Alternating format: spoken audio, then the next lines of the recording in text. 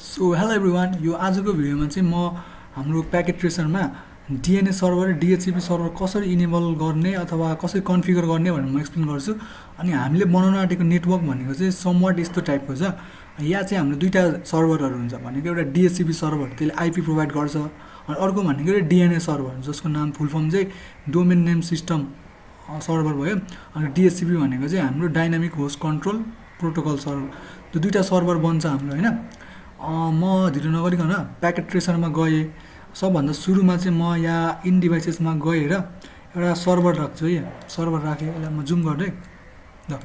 यो दुईवटा सर्भर, यो एउटा डिएचसिपी सर्भर बनाइदिउँ, अनि अर्को भनेको चाहिँ हाम्रो यो चाहिँ हाम्रो डिएनएस सर्भरको काम गर्छ यसले। अनि अर्कोमा बिचमा एउटा स्विच राखिदिन्छु। यो स्विच भयो। अनि दुईवटा अथवा दुईवटा तिनवटा इन डिभाइसेसमा गएर एउटा पिसी राखिदिउँ, होइन। अनि अर्को भनेको चाहिँ ल ल्यापटप राखिदिनु एउटा, होइन। अनि अर्को पनि राख्दा हुन्छ, अर्को पनि पिसी नै राखिदिएँ मैले हेर्दा ल। अब एउटा मेन काम भनेको चाहिँ हाम्रो सुरुमा दुईवटा सर्भर अहिले कनेक्सन पनि गरिदिउँ यिनीहरूलाई। सर्भर 1 र स्विचसँग कनेक्सन भयो, त्यस्तै सर्भर यो र यो पनि कनेक्सन भयो। अनि हाम्रो अर्को यो र यो पनि भयो। अनि अर्को भनेको चाहिँ ल सबैलाई कनेक्सन गरिदिएँ मैले। अब मेन काम भनेको चाहिँ हाम्रो के गर्ने छ भन्दाखेरि दुईवटा सर्भर छ यहाँ है, यो र यो सर्भर हो। सबभन्दा सुरुमा म आफ्नो डिएनएस सर्भर बनाएँ मैले। यसको नाम मैले सुरुमा डिएनएस सर्भर दिन्छु है, डिएनएस सर्भर। यसले चाहिँ डोमेन नेम सिस्टम प्रोभाइड गर्छ। यसको सुरुमा म कन्फिगर गरेँ यसलाई है, यसलाई म्यानुअली कन्फिगर गर्छु म। डेस्कटपमा गएर आइपी कन्फिगरेसनमा यसको आइपी म अहिलेको लागि 10.100.52.1 दिएँ है डिएनएसको। अनि यति भइसकेपछि यसको लागि डिएनएस सर्भर पनि म त्यही दिन्छु। कति 10.100.52.1 भयो है डिएनएस हाम्रो सर्भर। यति भइसकेपछि म यहाँ गएर ठिक छ, यति भएपछि म काटेँ मैले त्यसलाई। सर्भिसेसमा गएर म यहाँ डिएनएस इनेबल गरिदिन्छु है, डिएनएस इनेबल गर्छु। अब त्यो डिएनएस भनेको चाहिँ यहाँ म नाम एउटा दिएँ। नाम चाहिँ हाम्रो के छ भन्दाखेरि www. ल के दिउँ यसलाई mypage.com हालिदिउँ न, होइन। mypage.com गऱ्यो भने अब यो डोमेन नेम हाल्यो भने चाहिँ हाम्रो यहाँ भएको वेब पेज लोड हुनुपर्छ क्या। त्यस्तै अब यो एड्रेसको ठाउँमा चाहिँ म के दिन्छु भन्दाखेरि 10. जुन एड्रेस थियो अघि त्यसको त्यही दिनु पऱ्यो। 52.1 भइसकेपछि यसलाई म एड गरेँ भनेपछि यो पेज आउँछ है। यसको यो चाहिँ कहाँबाट आउँछ भन्दाखेरि यो डिएनएस त्यो सर्भिस अन गर्नुपर्छ तपाईँहरूले। अनि एचटिटिपीमा गएँ म। अनि एचटिटिपीमा जुन यो index.htmlको यो जुन छ नि यो लोड हुन्छ क्या। अब त्यसको लागि चाहिँ यो लोड हुन्छ। अहिले मैले केही चेन्ज गर्दिनँ। म आफ्नो सुरुमा डिएचसिपी सर्भरमा गएँ। डिएचसिपी सर्भरमा यसलाई कन्फिगर गर्नुपर्छ। यसको सुरुमा मैले म्यानुअली यसलाई आइपी दिएँ मैले, होइन। 10.100.52 त्यो थियो भने डिएनएस सर्भर हाम्रो 52 थियो भने अहिले डिएचसिपी सर्भरको नाम मैले 53.1 दिएँ है। अनि हाम्रो डिएनएस सर्भर चाहिँ त्यसको लागि के हुन्छ भन्दाखेरि 10.100.52.1 हुन्छ, होइन। डिएनएस सर्भर हाम्रो त्यो हुन्छ।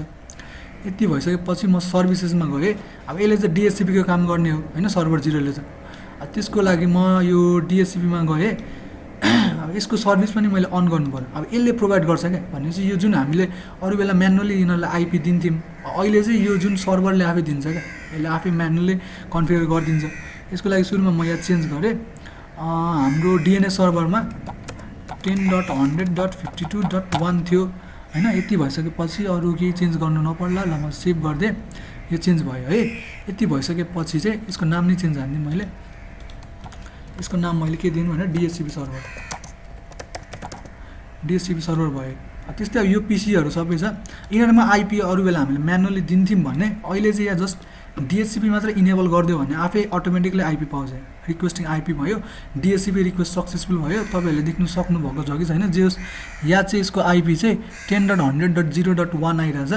अनि त्यस्तै मैले यसमा पनि गएर डेस्कटपमा गएर आइपी कन्फिग गरेँ भने यहाँ गएर मैले चेक गरेँ भने 10.100.0.2 आइरहेछ।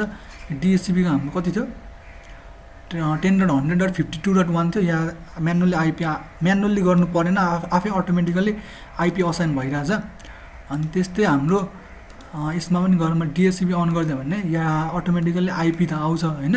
त्यस्तै यहाँ डिफल्ट डिएनएस सर्भर पनि आइरहेछ। भनेको डिएनएस सर्भर हामीले अरू बेला म्यानुअली हाल्नु पर्थ्यो। अहिले चाहिँ यो जुन जो जुन डिएनएस छ त्यसकै थ्रुमा आइरहेछ भनेपछि हाम्रो जुन यो कनेक्सन चाहिँ सक्सेसफुल भयो हैन। अब डिएनएस सर्भरको काम चेक गरौँ न त। अब डिएनएस सर्भरले चाहिँ के दिन्छ भन्दाखेरि डोमेन नेम सिस्टम दिन्छ। यसको लागि मैले यो पीसीमा गएँ, यो पीसीको मैले वेब ब्राउजर खोलेँ, एकछिन लोड हुन टाइम लाग्ला मेरो, धेरै ह्याङ भयो क्या ल्यापटप।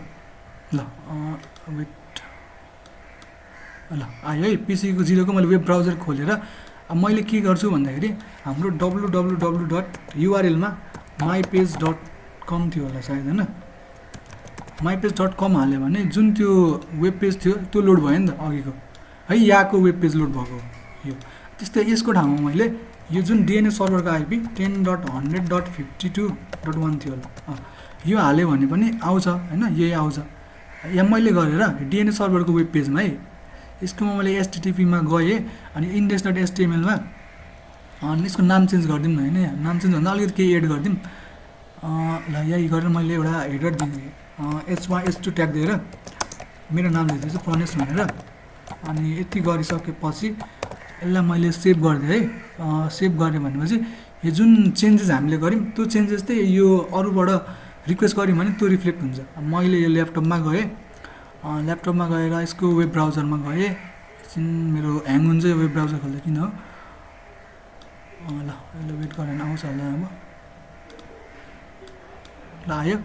अब यसको मैले चाहिँ हाम्रो डिएनएस सर्भरको वेब पेज कहिले छ www.mypage.com थियो होला हैन।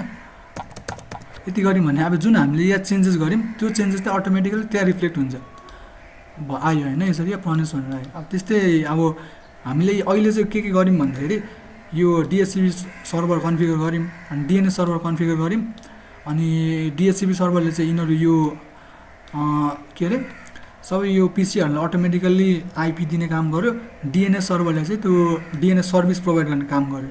आजको भिडियो चाहिँ यति नै थियो, अरू भिडियो नि आउनेछ बिस्तारै।